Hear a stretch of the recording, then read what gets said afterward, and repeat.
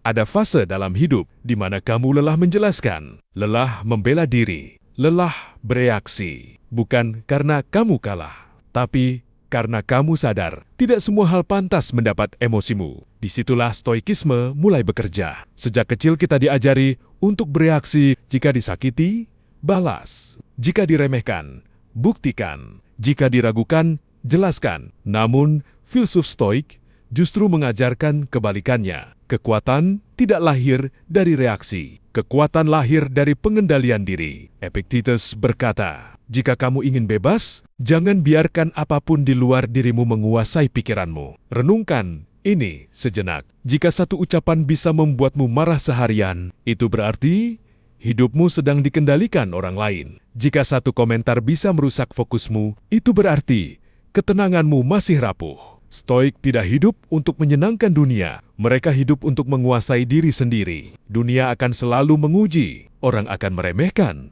Keadaan akan menekan. Usaha tidak selalu dihargai. Dan disitulah kebanyakan orang jatuh. Mereka bereaksi, mereka meledak. Mereka kelelahan secara emosional. Bukan karena masalahnya besar, tapi karena reaksinya tidak terkendali. Stoikisme mengajarkan satu pertanyaan sederhana setiap kali sesuatu terjadi. Apakah ini berada dalam kendaliku? Jika tidak, lepaskan. Karena menghabiskan energi pada hal yang tak bisa kamu kendalikan adalah bentuk kelelahan paling sia-sia. Diam sering disalahpahami. Dikiranya lemah, dikiranya takut. Padahal, diam adalah keputusan sadar. Diam berarti aku tidak perlu membuktikan apapun. Aku tahu siapa diriku. Aku tidak terguncang. Dan itu menakutkan bagi orang yang hidup dari reaksi orang lain. Marcus Aurelius menulis, tetaplah seperti batu karang, dipukul ombak berkali-kali, namun tetap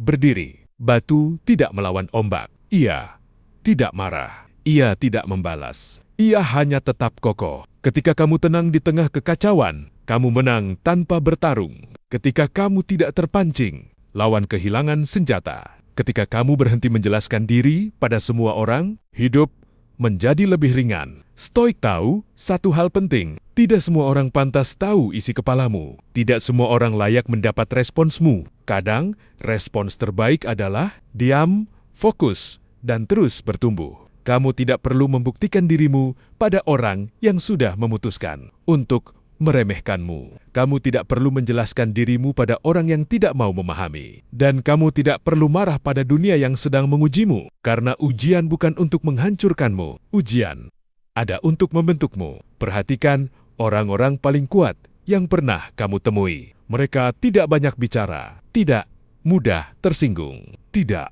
reaktif. Bukan karena mereka tidak peduli, tapi karena mereka memilih apa yang layak dipedulikan. Stoikisme bukan tentang menjadi dingin. Ini tentang menjadi jernih. Jernih dalam berpikir, jernih dalam merespons, jernih dalam memilih pertempuran. Karena orang yang menguasai emosinya tidak bisa dikendalikan oleh keadaan apapun. Jika hari ini kamu sedang diremehkan, dikhianati, ditekan, tidak dihargai, ingat, ini reaksimu adalah pilihan, dan ketenangan adalah kekuatan. Kamu tidak sedang kalah, kamu sedang dilatih, kamu tidak tertinggal, kamu sedang ditempa, dan suatu hari nanti, ketenangan yang kamu bangun hari ini akan menjadi fondasi kekuatanmu. Karena saat kamu benar-benar menguasai dirimu, dunia tidak lagi bisa mengguncangmu, dan di titik itu, hidup mulai berpihak.